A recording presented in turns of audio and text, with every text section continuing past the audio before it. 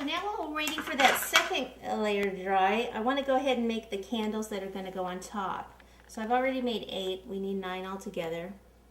Well, I guess it depends what day of the Hanukkah it is, but I would think that you would want the cake for the last day, but so you'd have all of them on there.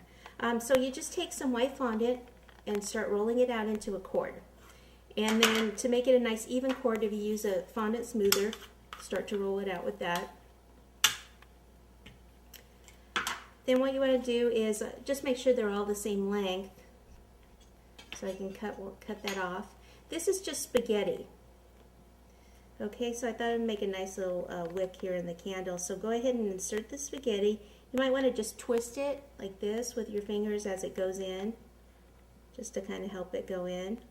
Have it go all the way down because it's actually going to help it to stand up. And then before I snap it off, if you just give it one more roll, then your candle goes back to being a nice cylinder type. Then go ahead and just snap that off so that some of the spaghetti is sticking out above the candle, and then just set that off and let those dry. Okay, so I think that's pretty much the pieces that we need to do ahead of time. Our next step is going to be doing some parts on the cake. So I'm going to use a sugar craft gun that has a, it almost looks kind of like a clover attachment, and that's going to make a rope border. I'm going to do a rope all the way around the top, the edge, the bottom of this cake here. Okay, so this is the blue I have here that I chose.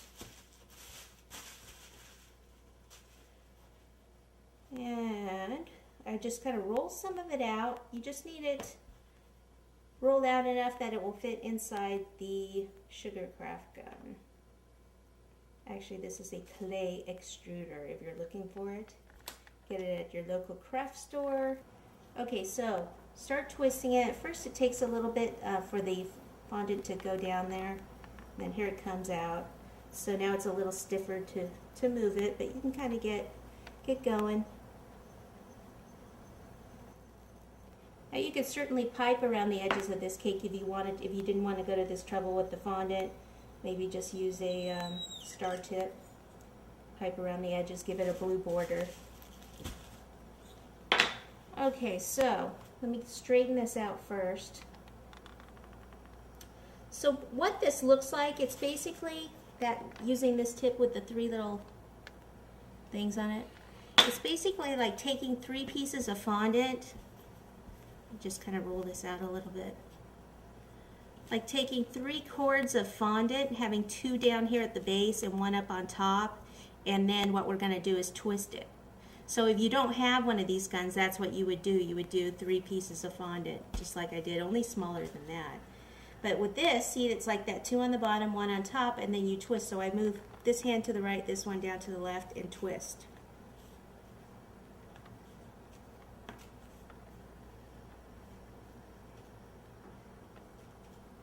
Okay, just keep twisting until you get a nice rope. And then we just place a little bit of water. And we'll just start at the base down here. So place some water down here.